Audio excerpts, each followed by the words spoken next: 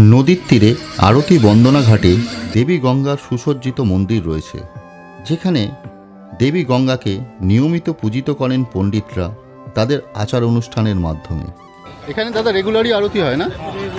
সপ্তাহে 7 দিনই কন্টিনিউ।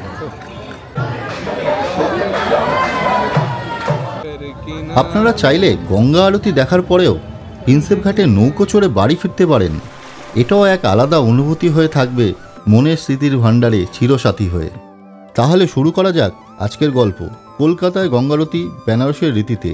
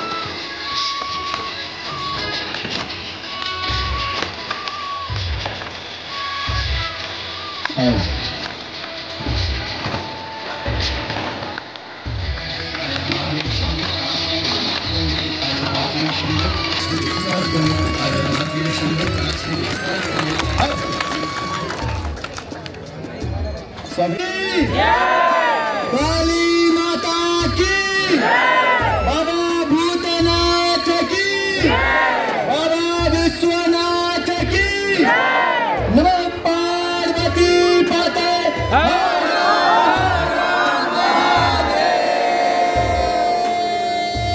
शंभो। प्रेम से बोलिए गंगा माता की বাতাসে কর্পূর এবং ঘিয়ের গন্ধে পুরো জায়গাটি পবিত্রতার অনুভূতিতে ভরে রয়েছে। ঘাটটির নাম আরতি বন্দনা। এই ঘাটের নদীর তীরেই দেবী গঙ্গার মন্দিরও রয়েছে। নদীর তীরে মৃদু বাতাস, প্রার্থনা এবং পোড়া ধুনোর গন্ধ, যা যুগ যুগ ধরে মনে রাখার মতন একটি সন্ধ্যার পরিবেশ তৈরি হয়েছিল। ঠিক সন্ধ্যাবেলায় 6টার সময় রোজ পুরোহিতের মন্ত্র জপের মাধ্যমে আচার অনুষ্ঠান শুরু হয়। এরপর শঙ্খধ্বনি, লাউডস্পিকারের পবিত্র গান বাজনার মাধ্যমে একের পর এক বিভিন্ন প্রার্থনা করা হয়। এমন এক অনুভূতি যা আগে কখনো হয়নি আমার।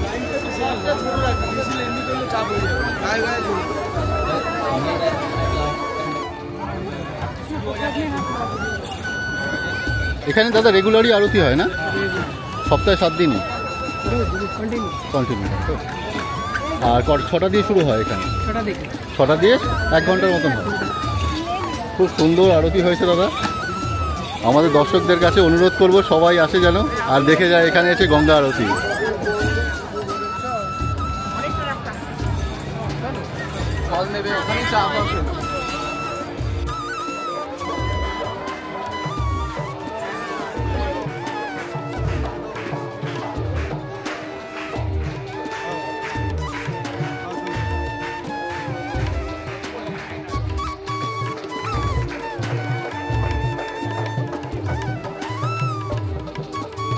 পাশেই রয়েছে শ্রী শ্রী গণেশ্বর মহাদেব মন্দির। এখানে আসলেই অবশ্যই এই জায়গা থেকে ঘুরে যাবেন আপনারা। এখানকার শান্ত পরিবেশ আপনাদের মন কাড়বেই কাড়বে।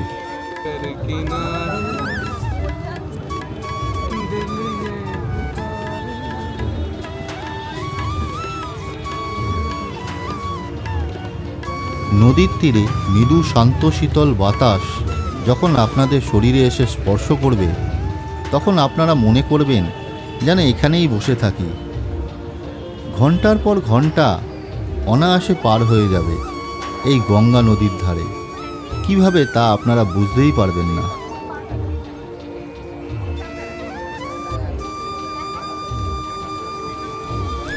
এখানে নৌকো ভাড়ায় কিন্তু দরদাম করা যায়। এরা কিন্তু একটু বেশিই চায়, তবে অবশ্যই নৌকো চড়তে ভুলবেন না। এর একটা আলাদাই অ্যাটমসফিয়ার হয়, যা মনে রাখার মতন একটা ভ্রমণ হয়ে উঠবে আপনার জীবনে। এরপর নৌকো চড়ে চলে আসতে পারেন ব্রিটিশ যুগে নির্মিত জেমস প্রিন্সেপ ঘাটে নিজের প্রিয় মানুষটির সঙ্গে।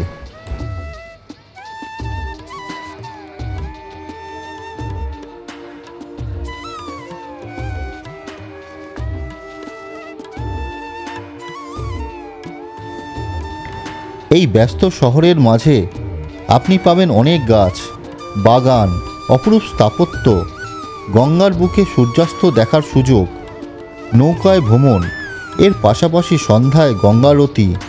তার সাথে এখানে খাবারের প্রচুর স্টল রয়েছে।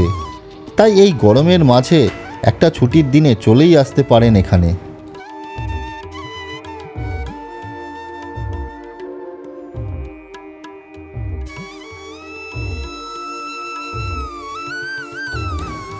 যদি ভিডিওটা আপনাদের ভালো লেগে থাকে তাহলে অবশ্যই একটা লাইক করে দেবেন। আর কেমন লাগলো অবশ্যই কমেন্টস করে জানাবেন। সাবস্ক্রাইব করতে ভুলবেন না কিন্তু। আমি প্রতি সপ্তাহে একটা করে এমন ভ্রমণের ভিডিও নিয়ে আসি। আপনাদের সবাইকে অনেক অনেক ধন্যবাদ আমার এই ভিডিওটি দেখার জন্য।